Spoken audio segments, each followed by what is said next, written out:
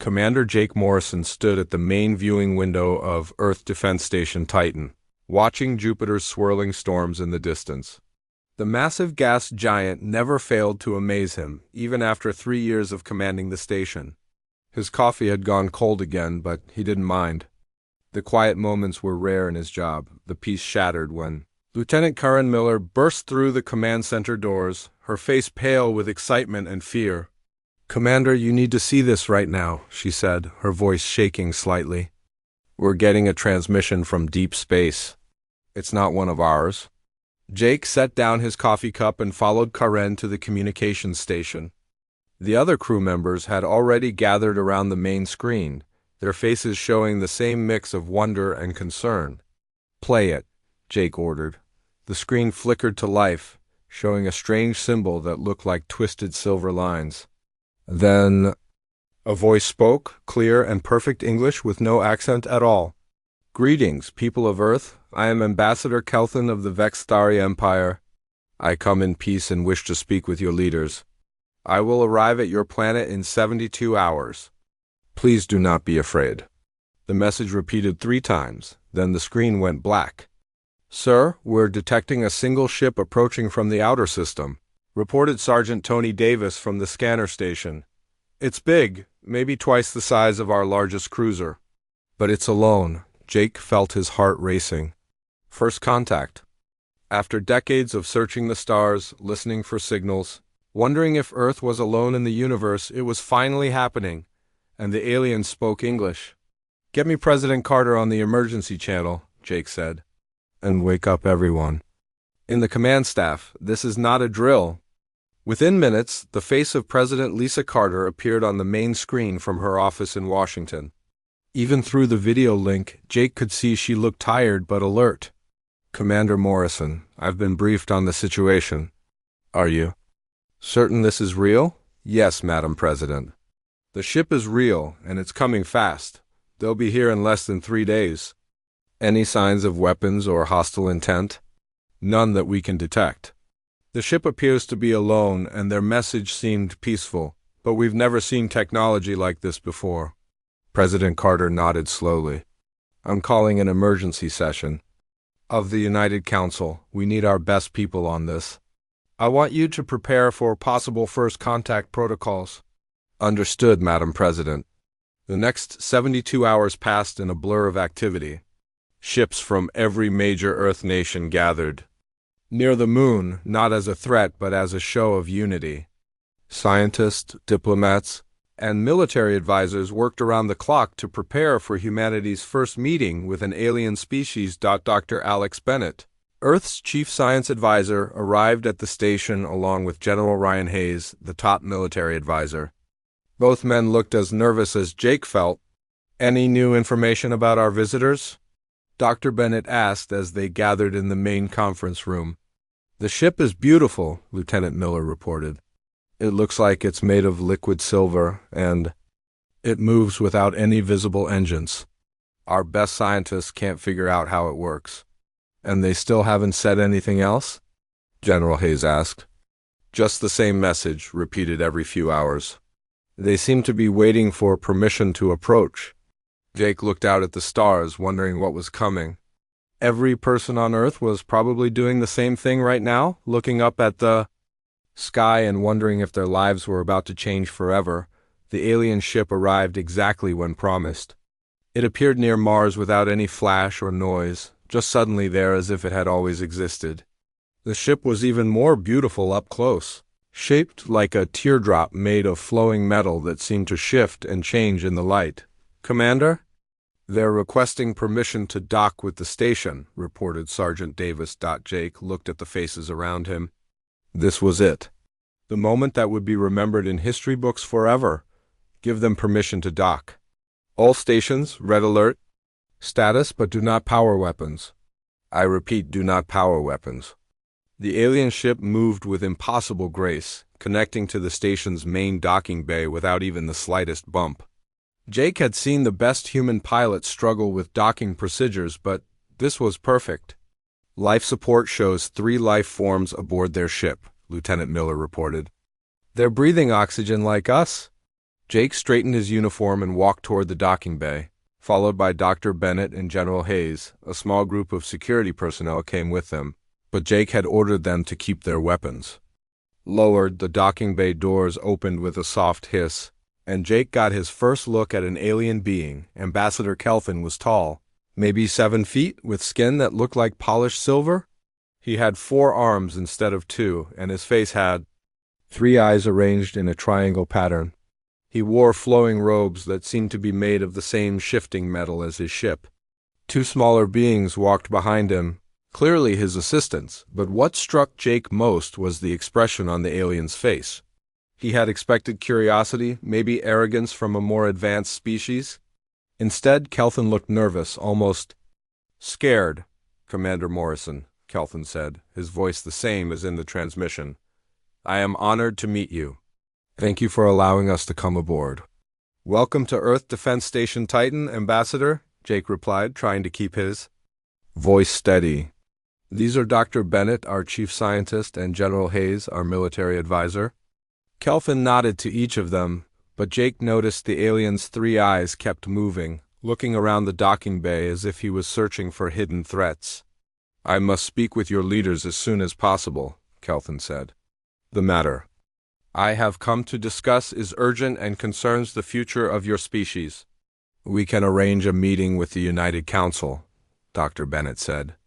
"But perhaps you could tell us something about your people first." "This is humanity's first contact with an alien species." Kelvin's silver skin seemed to darken slightly. "Yes, I know. That is why I am here. The Vexthari Empire has been watching your species for some time. We have decided to offer you something that has never been offered to any other species in the galaxy." "What kind of offer?" General Hayes asked, his military training making him suspicious. "Full membership in our Galactic Confederation. Advanced technology, territory rights to 12 star systems, protection from hostile species, all of this given freely." Jake felt his mouth drop open. It sounded too good to be true. "What do you want in return?" Kelvin was quiet for a long moment, his 3 eyes looking at each human in turn. When he spoke, his voice was barely above a whisper. "We want you to agree to population controls, genetic monitoring, and you must promise never to expand beyond the territories we give you." "Why?" Dr. Bennett asked. "We're obviously less advanced than you. Why such generous terms?" Kelvin's silver skin grew even darker, and Jake realized the alien was afraid. Truly, deeply afraid. "Because we know what happens when your species is pushed too far. We know what you become when you have no other choice. We have seen it before." The docking bay fell silent except for the hum of life support systems. Jake felt a chill run down his spine. Whatever Kelvin had seen, whatever he knew about humanity, it scared a member of a species that could cross between stars. "I think we need to have a much longer conversation," Jake said finally. Kelvin nodded slowly. "Yes, and I pray to the ancient gods that you will listen to what I have to say." The main conference room aboard Earth Defense Station Titan had never seen so many important people at once. President Lisa Carter sat at the head of the table, flanked by her top advisors. Around the table sat representatives from every major nation on Earth, all connected through secure video links. The tension in the room was thick enough to cut with a knife. Ambassador Kelvin stood at the center of the room, his silver skin shifting colors as he spoke. His 2 assistants remained silent in the corner, their own 3 eyes watching every human movement with obvious concern. "You want to know why we fear you?" Kelvin said, his voice carrying a weight of ancient sadness. "Very well. I will tell you a story that my people have tried to forget for 3,000 years. Dr. Alex Bennett leaned forward in his chair. "We're listening. Long ago, my people were the rulers of this galaxy. We had conquered hundreds of worlds, enslaved dozens of species. We were proud, powerful, and we believed nothing could threaten us." Kelvin's 3 eyes dimmed slightly. "Then we found a planet called Koratha." President Carter exchanged glances with General Hayes. What was special about this planet?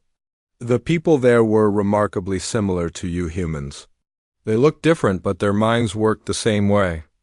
They were divided into many small groups, always fighting among themselves. Their technology was primitive. They seemed weak and harmless. Kelvin moved to the large viewing window, staring out at the stars. My ancestors thought the Korathans would make excellent slaves. They were strong enough for hard labor, but appeared too stupid to cause trouble. So we invaded their world. What happened? Asked Dr. Emma Rodriguez, Earth's top scientist studying alien biology. She had been studying the data Kelvin had provided about his species. At first, everything went as planned. We destroyed their armies in days. We separated their people into work camps. We used them to build our ships, mine our metals, grow our food. For 50 years, they served us without complaint. The alien ambassador turned back to face the humans, but we made a mistake. We got greedy. We decided to use them for medical experiments. We began taking their children for genetic testing. We pushed them beyond what any living being should endure. Jake Morrison felt his stomach turn. He had heard stories about what humans did to each other during the worst periods of their history. It seemed some things were universal. The change began slowly, Kelvin continued. Individual Korathans started showing signs of increased intelligence. They began learning our language faster than should have been possible. They started understanding our technology just by watching us use it. How is that possible? Dr. Bennett asked. We did not understand it then? We do not fully understand it now. But something in their genetic code activated when they were pushed to the breaking point. Their brains began working differently, faster, more efficiently. Dr. Rodriguez made notes on her tablet. What kind of genetic changes? Neural pathway acceleration, enhanced memory formation, increased pattern recognition. Most importantly, they developed the ability to share knowledge at an incredible rate. One Korathan could learn something, and somehow others would know it within hours. General Hayes frowned. That sounds impossible.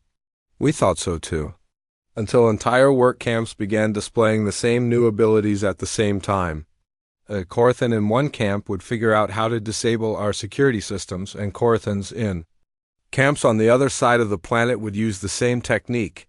President Carter felt a chill run down her spine. What happened next? The rebellion began on a Tuesday. I know this because that day is marked in our history as the beginning of the end of the old empire. In a single day, Korathans in every camp on every world began their revolt. Kelvin S. Silver Skin had turned almost black now, but it was not a typical rebellion. They did not just try to escape or fight back. They systematically dismantled everything we had built. They turned our own weapons against us. They took control of our ships and used them better than we could. How long did the rebellion last? Asked Captain Steve Jackson, who had just arrived from Earth aboard the prototype ship Terra Nova. 50 years. 50 years of watching our empire crumble as beings we had considered barely intelligent outsmarted us at every turn. They did not just defeat us in battle, they made us irrelevant. The room fell silent.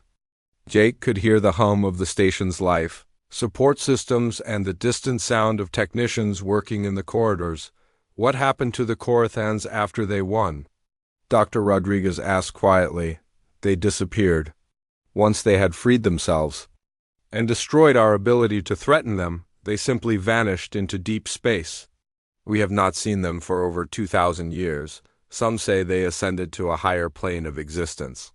Others believe they are still out there, watching and waiting.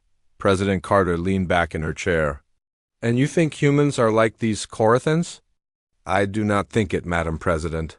I know it. Your species shows the same neural patterns, the same genetic markers, the same potential for rapid evolution under extreme stress. Dr. Bennett studied the data on his tablet. But we've never shown abilities like that? Human evolution is slow, taking thousands of years. Because you have never been pushed far enough, Kelvin said simply. Your species has faced wars, disasters, and challenges, but you have never faced total extinction. You have never been pushed beyond the breaking point. And you're afraid that if we are pushed that far, we'll become like the Korathans, General Hayes said. Worse, your species is more numerous than the Korthans ever were. Your technology is more advanced than theirs was when we found them. And you have something they did not have. What's that? Jake asked. You have already begun to reach for the stars on your own. The Korthans were content to stay on their world until we forced them to leave. You actively seek to expand and explore. If you underwent the same transformation they did, there would be no stopping you. Captain Jackson had been quiet during most of the conversation, but now he spoke up. So your solution is to keep us contained. Give us enough to keep us happy, but not enough to become a threat. It is the only way to prevent a catastrophe that could destroy both our species, Kelthan replied. We are offering you paradise. Advanced technology, new worlds to settle, knowledge that would take you centuries to discover on your own. All we ask is that you accept reasonable limits. And if we refuse? President Carter asked. Kelthan's skin shifted to a deep purple color. Then we will be forced to take other measures. Not all of my people agree with this peaceful approach. There are those who believe your species should be eliminated before you can become a threat. The silence that followed was deafening. Jake could see the faces of his fellow humans, and he recognized the expression he saw there. It was the same look he had seen on the faces of soldiers before a battle, the same look that appeared when someone was backed into a corner with no good options. How long do we have to decide? Dr. Bennett asked. My ship detected several Vexthari military vessels entering your solar system 3 days ago. They are claiming to be here for research purposes, but I know better. War Marshal Veximer leads them, and he does not believe in peaceful solutions. President Carter stood up slowly. Are you saying we're being invaded? I'm saying that some of my people have already decided that humans are too dangerous to be allowed to live. They are coming to test you, to see if you will respond the way. The Korthans did. Jake felt his blood turn to ice. What kind of test? They will hurt you. They will push you to see if you break or if you transform. If you remain human, they will offer you the same deal I have offered. If you become something else, ... They'll try to destroy us, General Hayes finished. They will try. But if you truly are what I believe you are, if you carry the same potential as the Korthans, then even our most powerful weapons may not be enough to stop you. Ambassador Kelthan looked around the room at each human face. I have come here to warn you because I have seen what happens when beings like you are pushed too far. I've seen gods brought low by those they thought were insects. I pray that we can find another way. The meeting ended with more questions than answers, but one thing was clear to everyone in the room. Humanity was about to face its greatest test, and the results would determine the fate of both species. The emergency session of the United Council had been going on for 6 hours. Representatives from every major nation on Earth filled the vast assembly hall in New York. Some appeared in person, others through video links from around the world. The debate was heated, and voices were getting louder by the minute. Senator Dan Phillips stood at the podium, his face red with anger. This is exactly what I'm talking about. We're being asked to make the most important decision in human history, based on nothing but ghost stories and fear tactics. President Lisa Carter tried to maintain order. Senator Phillips, please keep your voice down. Ambassador Kelthan has provided us with historical records. Records that could be completely fake, Phillips shot back. Think about it logically. An advanced alien species comes to Earth offering us technology and planets, and we're supposed to say no because they tell us a scary story about some other species that disappeared thousands of years ago? Dr. Emma Rodriguez stood up from her seat. The genetic data matches, Senator. I've spent the last 3 days analyzing the information they provided. The neural patterns they describe in the Korthans are present in human DNA. The potential is there. Potential for what? Phillips demanded. To become superintelligent? To develop magical powers? This sounds like science fiction, not science. Fact. Ambassador Kelthan sat quietly at the side of the room, his silver skin a dull gray color. His assistants flanked him, their 3 eyes watching the human debate with growing concern. General Ryan Hayes cleared his throat. With respect, Senator, we have more immediate concerns. Our long-range sensors have detected 15 Vexthari ships in the outer solar system. They're claiming to be research vessels, but they're heavily armed. Exactly my point, Phillips said. We're being threatened by a military force while being offered a peaceful solution. This is a classic protection racket. Accept our terms or face the consequences. Colonel Amy Turner, commander of Mars Defense Command, appeared on the main screen. Her face was tense, and she looked like she hadn't slept in days. I need to interrupt this debate. We have a situation developing near Jupiter. President Carter turned to the screen. What kind of situation, Colonel? The Vexthari research fleet has moved into position around Europa. They're claiming they need to study the ice formations, but their ships are in attack formation. More importantly, they're blocking all communication with Europa Mining Station. Jake Morrison felt his heart skip a beat. Europa Mining Station was home to over 3,000 people, including families with children. It was one of humanity's most successful off-world colonies. Have you been able to contact the station? General Hayes asked. No, sir. All communication has been cut off for the past 4 hours. The Vexthari ships are jamming all signals. Senator Phillips looked confused. Why would they do that? If, they're really here for research. They should have no problem with us talking to our own people. Kelvin suddenly stood up, his skin turning a deep purple color. This is not research. This is the test I warned you about. What test? President Carter demanded. War Marshal Vexamer is going to hurt your people. He wants to see how you respond. If you accept the loss quietly, he will consider you weak, like my people first thought the Corathans were. If you react with the transformation I described, he will know you are a threat. Dr. Alex Bennett leaned forward. And then what happens? If you remain human, he will offer you the same deal I offered. If you become something else, he will try to destroy you before you can become too powerful. The assembly hall erupted into chaos. Representatives began shouting questions and demands. Some called for immediate military action. Others demanded that the Vexthari ships be ordered to leave the solar system immediately. Colonel Turner's voice cut through the noise. I'm detecting energy weapons firing near Europa. The station is under attack. The room fell silent. On the main screen, they could see the feed from Turner's sensors. Bright flashes of light appeared around the small moon, and then the signal from Europa Mining Station went completely dead. 3,000 people, President Carter whispered. 3,000 innocent people. Senator Phillips stared at the screen in shock. They actually attacked civilians without any provocation? This is what I tried to warn you about, Kelvin said, his voice barely above a whisper. Vexamer believes that only through pain will your true nature be revealed. Captain Steve Jackson's voice came over the communication system. This is Captain Jackson aboard the Terra Nova. We're moving to intercept the Vexthari fleet.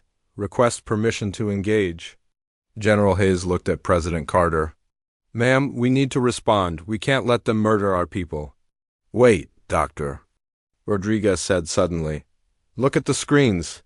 Look at the data coming in from around the world. The main display switched to show communication networks across Earth. Messages were flowing at an incredible rate. Social media, news networks, government communications, and private channels were all lighting up with the same information. The attack on Europa was being transmitted to every corner of the planet. The response is immediate, Dr. Rodriguez continued. Look at these communication patterns. People aren't just getting angry, they're organizing. Without any central command, without any government orders, humans everywhere are beginning to coordinate. Jake Morrison watched the data streams in amazement. In Tokyo, factory workers were beginning to modify industrial equipment. In London, computer programmers were writing new software. In Cairo, university students were working on weapons designs. None of them were talking to each other, but their work was all connected. This is impossible, Senator Phillips said. How? Can people who don't know each other be working on the same projects? Because it's starting, Kelvin said, his voice filled with dread. The transformation I told you about. Your species is beginning to change. Lieutenant Nick Roberts' voice suddenly came over the emergency channel. His transmission was weak and filled with static. This is Lieutenant Roberts from Europa Mining Station. Can anyone hear me? We need immediate evacuation. Roberts, this is Command, General Hayes responded. What's your situation? The Vextari. Ships attacked without warning. They destroyed the main habitat domes and the power stations.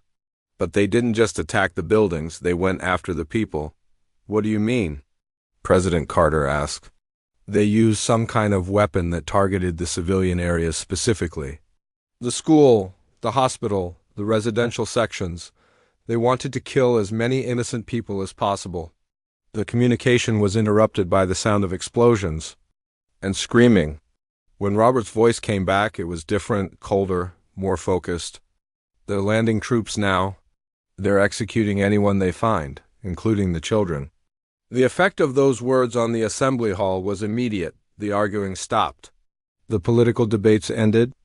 Every human in the room felt something shift inside them. It was like a switch being flipped, changing them from politicians and diplomats into something else. How many survivors? General Hayes asked, his voice completely calm. About 200 of us made it to the emergency shelters. We're trapped, but we're alive. Sir, I need to tell you something. Something's happening to us here. We're thinking differently. Working together in ways that don't make sense. Dr. Rodriguez checked her instruments. The genetic markers are activating. All across Earth, in every major population center, people are showing the same neural changes the Corathans displayed. Senator Phillips looked around the room at his fellow humans. Their faces had changed. The fear and confusion were gone, replaced by something cold and calculating. What do we do? He asked quietly. President Carter stood up slowly. When she spoke, her voice was steady and controlled. We save our people, and then we make sure this never happens again. Colonel Turner appeared on the screen again. Ma'am, I'm detecting massive energy signatures coming from Earth. It looks like every major industrial facility on the planet is powering up at the same time. That's correct, Colonel, President Carter replied. Humanity is going to work. Kelvin watched the humans around him with growing terror. In the space of minutes, they had transformed from a group of arguing politicians into something that reminded him of his people's worst nightmares. It's too late, he whispered to his assistants. They're becoming what we feared. The test has awakened them. On the main screen, the data continued to flow. Across Earth, 7 billion humans were beginning to work together with a coordination that defied explanation. The transformation had begun, and there was no stopping it now. Captain Jackson's voice came over the communication system one more time. This is the Terra Nova. We're approaching the Vextari fleet. All ships, prepare for combat. We're going to bring our people home. But Jake Morrison knew that bringing their people home was only the beginning. The real test was just starting, and humanity was about to show the galaxy what they were truly capable of when someone threatened their own. Dr. Emma Rodriguez stared at her computer screen in disbelief. The genetic readings she was seeing should have been impossible. Every human on Earth was showing the same changes at the same time, as if some invisible signal had been sent to every person on the planet. The neural pathway acceleration is happening faster than it did with the Corathans, she said to Dr. Alex Bennett, who was working at the station next to her. According to the data Ambassador Kelvin provided, it took the Corathans weeks to reach this level of change. Humans are doing it in hours. Dr. Bennett looked up from his own screen. What's causing it to happen so fast? I think it's our communication networks. The internet, social media, television, radio. Every human on Earth heard about the attack. On Europa within minutes.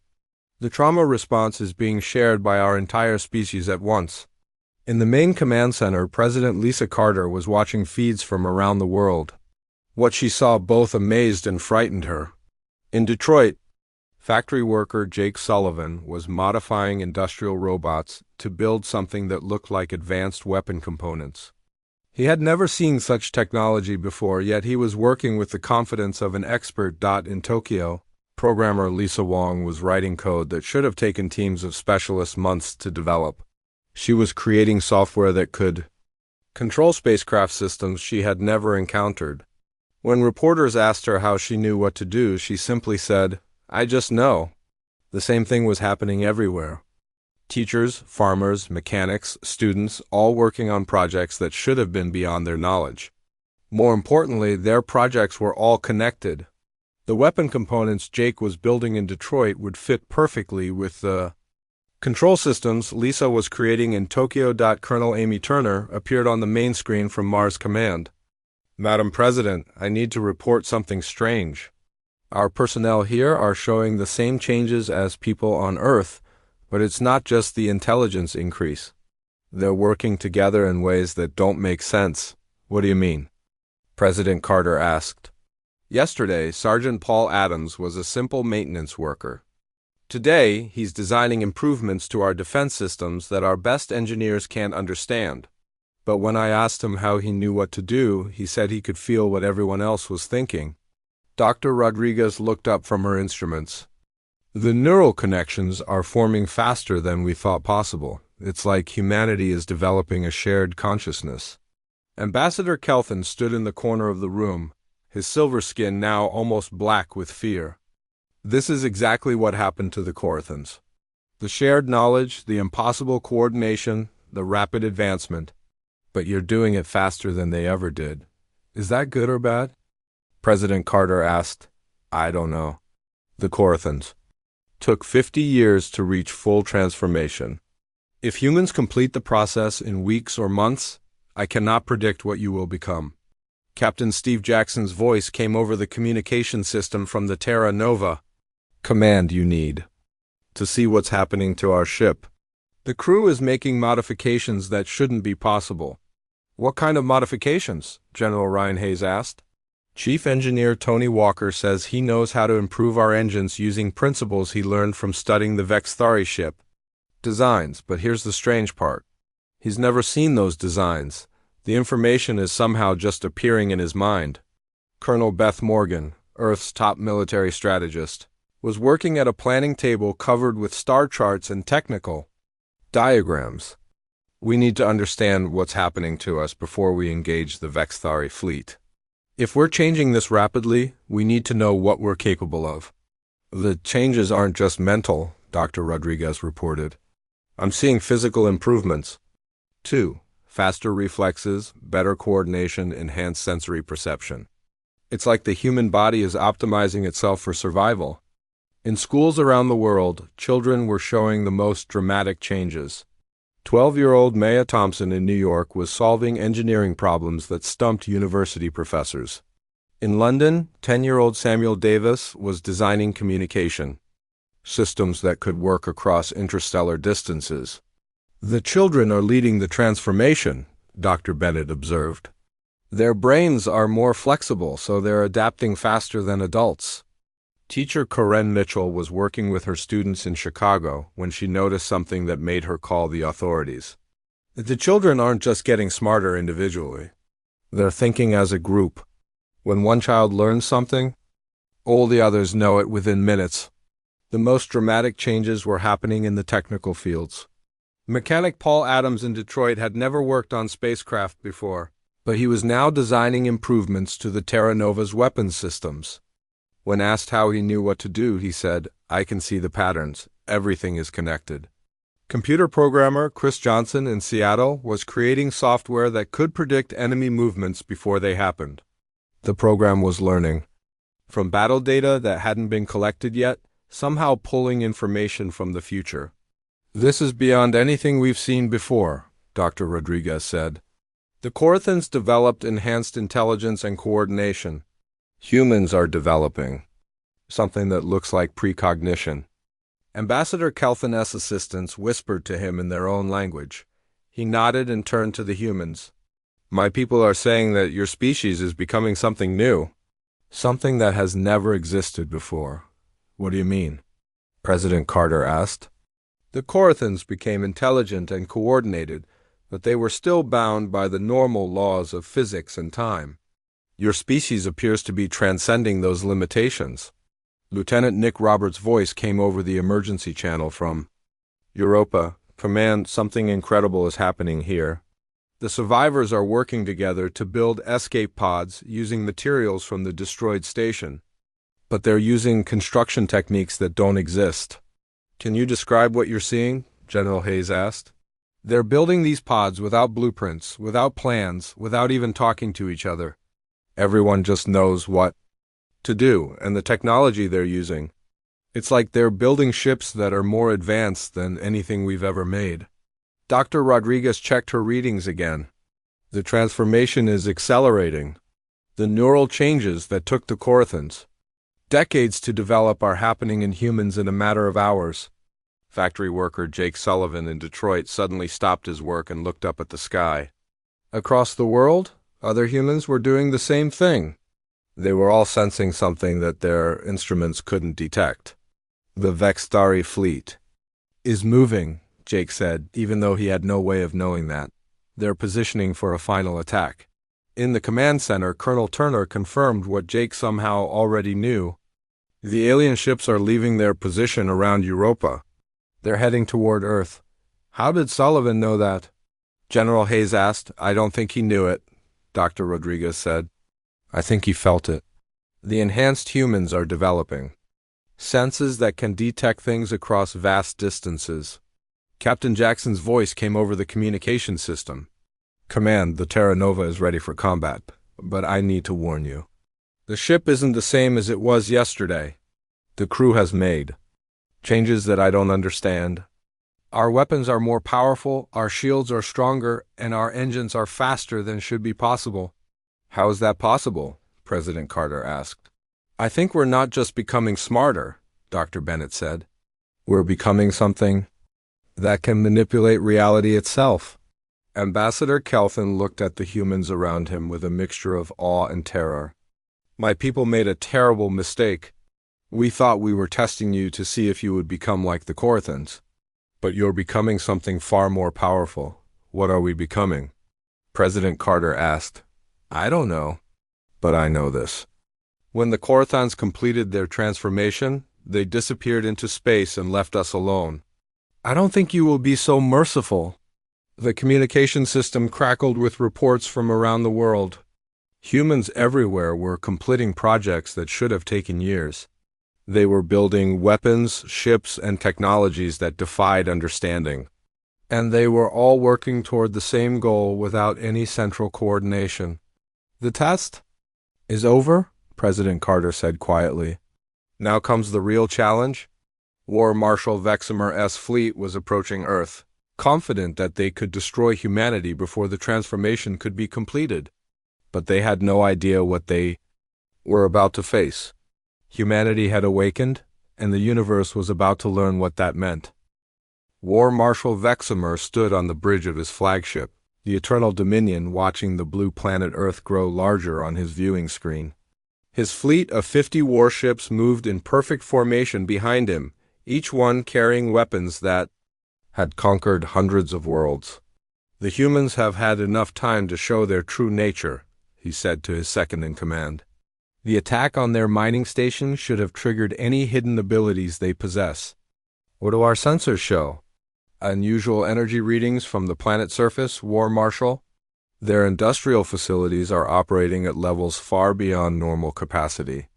But their military response appears limited. Only a few ships are moving. To intercept us, Vexamer smiled with satisfaction. Just as I expected. They are trying to build weapons quickly, but they lack the knowledge and time to create anything that can threaten us. We will end this before they can complete their transformation.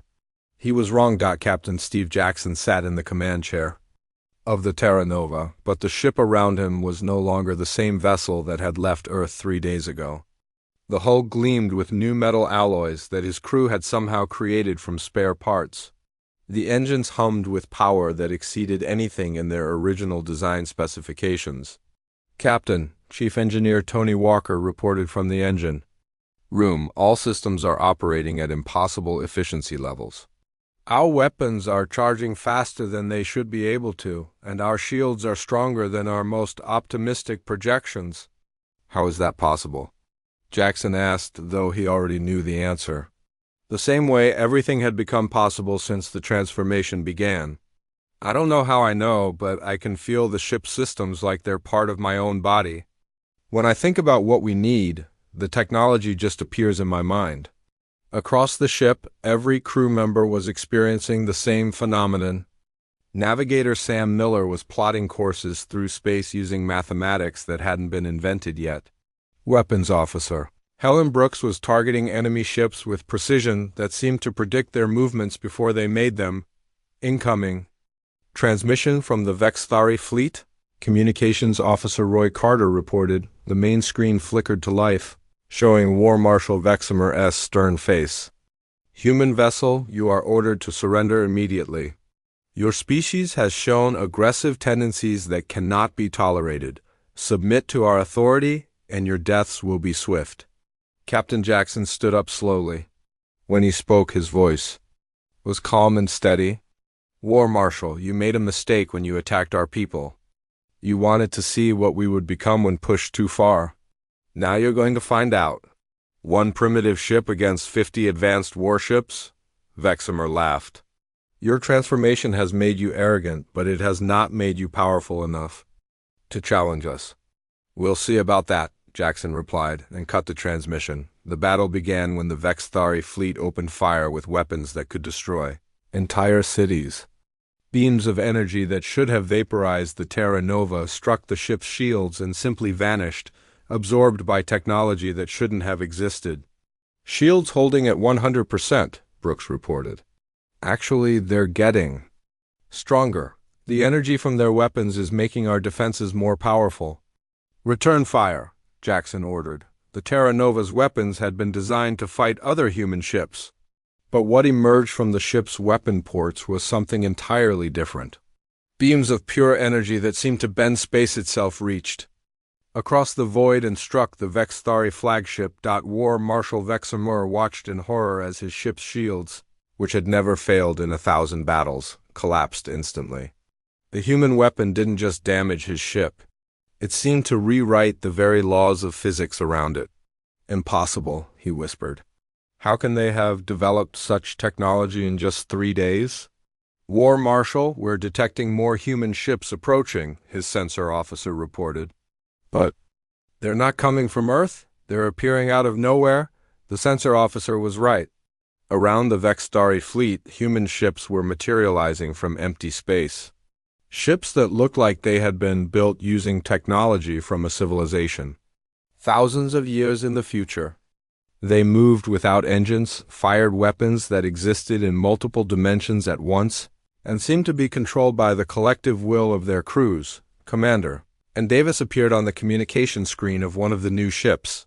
This is the Second Earth Fleet. We're here to support the Terra Nova. Second Earth Fleet? Jackson asked. When did we build a second fleet? We didn't build it in the traditional sense, Davis replied. We thought it into existence. The transformation has given us the ability to create technology using pure will and knowledge. Dr. Emma Rodriguez's voice came over the communication. System from Earth. Captain, what you're seeing is the final stage of human evolution. We're no longer bound by the normal limitations of matter and energy. We can create and modify reality itself. War Marshal Vexamer ordered his fleet to retreat, but it was too late. The human ships didn't just pursue them.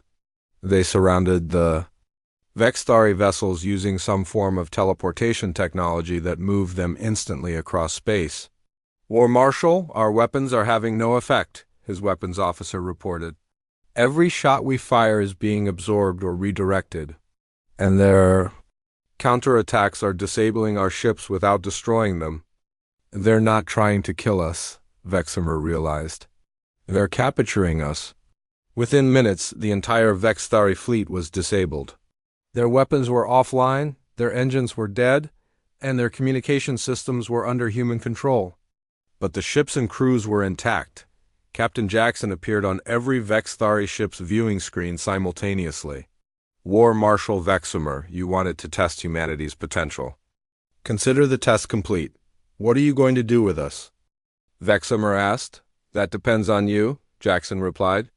You can accept that humanity has evolved beyond your ability to control or destroy us, or you can continue to threaten us and face the consequences, and if we accept your superiority, then you'll be free to return to your empire and warn them about what we've become.